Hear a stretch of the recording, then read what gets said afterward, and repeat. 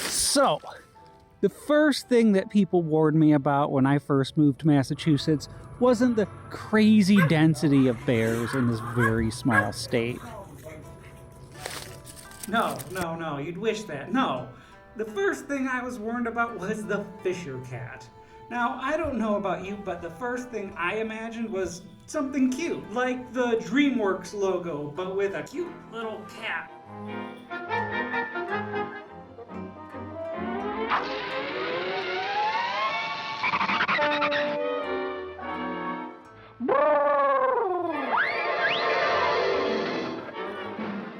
But no, I'm an adult. I can intuit something that might be an actual thing, right? Maybe it's something like a bobcat or a mountain lion, a larger cat that hangs out by the streams and hunts fish. Makes sense, right? No, that'd be the fishing cat of Southeast Asia. With too much competition from predators on land, fishing cats were forced to explore a new niche in order to survive. They turned to the swamp. No, the Fisher cat of North America isn't even part of the same family in the animal kingdom. The Fisher cat, instead, is a goddamn demon weasel.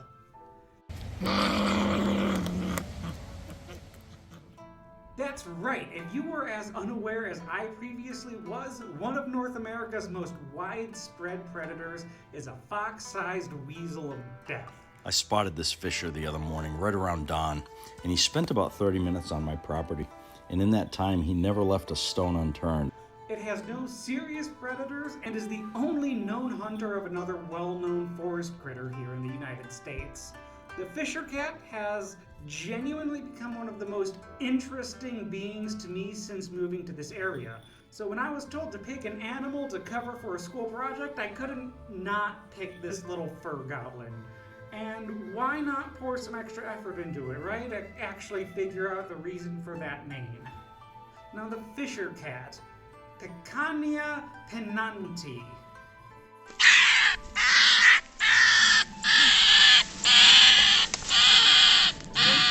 Maybe. Is more closely related to animals like the weasel. You got a problem with that value? Or the marten. But if you expand out of its larger family, it has ties to wolverines. I know how you feel about it, Wolverine, but... You know nothing, little man. Next time, I use these. Badgers as well as otters. Fisher cats come with your standard array of predator materials, primarily their especially sharp claws and very pronounced and equally sharp teeth. You also probably noticed that super noodly body you associate with the weasels we keep mentioning. This makes Fisher cats particularly wiry to get a handle on, and weirdly great hunters, which we will get into just a little bit later, I promise. These little fuckers can grow up to almost 4 feet long and max out at 7¼ kilograms if you are dealing with the males of the species. Because of sexual dimorphism, the largest anyone should ever expect to find a female Fisher cat is only 3 feet long and about 2¾ kilograms. But I don't know about you. If I was not expecting to find a Fisher cat and one came jumping at me, I doubt I could size it up the way they move. In their heyday, they could pretty easily be found from coast to coast throughout the denser forests of North America, reaching as far south as Central California and the topmost points of Tennessee, spreading out as far north as the borders of the Arctic Circle, where they are still thriving to this day as far as I can tell. Now, I don't want to entirely blame colonial fur trappers for this majestic fur goblin's decline, but let's just say, if it had a luxurious coat and lived in North America in the 1700s, it was almost wiped off the earth entirely. You are a big bad boy, aren't you, darling? Fishers included. They didn't come off the endangered species list until the 1950s, albeit some branches of the Fisher cat are still on the threatened species list. Really, it is fur trappers and humanity as a whole that is the Fisher cat's only real predator. Despite living in the same regions as larger predators like bears, bobcats, and mountain lions, the fisher's general tenacity and arboreal nature means most other predators would rather leave these beautiful monstrosities alone. Not only do other predators leave this thing alone, but some evidently fear the fisher cat. A research study released in 2018 that studied the Canadian lynx population in Maine recorded 14 predations where the fisher cat actively killed a lynx capable of fighting back. Despite being half the size of the lynx at most, the fishers are apparently able to consistently noodle their way onto the backs of the lynx and tear up the neck in a way that makes them immobile.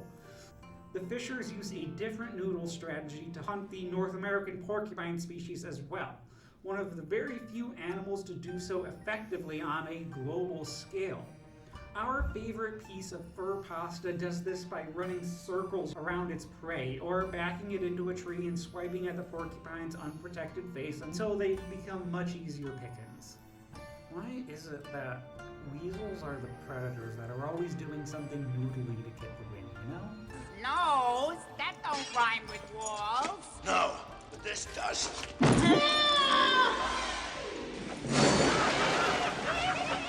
Otherwise, the fisher cat is pretty opportunistic hunting-wise. They are pretty well known to go after anything its size or smaller, going so large as to regularly take down some larger birds like vultures, turkeys, and of course we talked about the underground war between the fisher cat and lynx communities. And that's right, I did say arboreal, which means that there is never a 0% chance that while you are on your hike that there isn't a 20-pound murder noodle right above your heads at any point. That has a penchant for attacking necks. Not that they have so much of a habit for attacking people. If they are concerned or feel threatened in general, like any animal, they will get a little ornery and definitely swat back at you. But as much as I keep calling them demons and monsters, the fisher cat does not have a history of actively starting aggression with human beings. Pets, on the other hand, I mean, if they can take out a 35-pound mountain cat, they can and certainly will go after smaller dogs or house cats that spend time outside. Not to mention animals that we consider more like smaller livestock, like chickens, ducks, or quail, for instances. No matter what they attack, though, fishers, when they have successfully confirmed their kill, will drag the corpse somewhere safe for them to feast, in peace.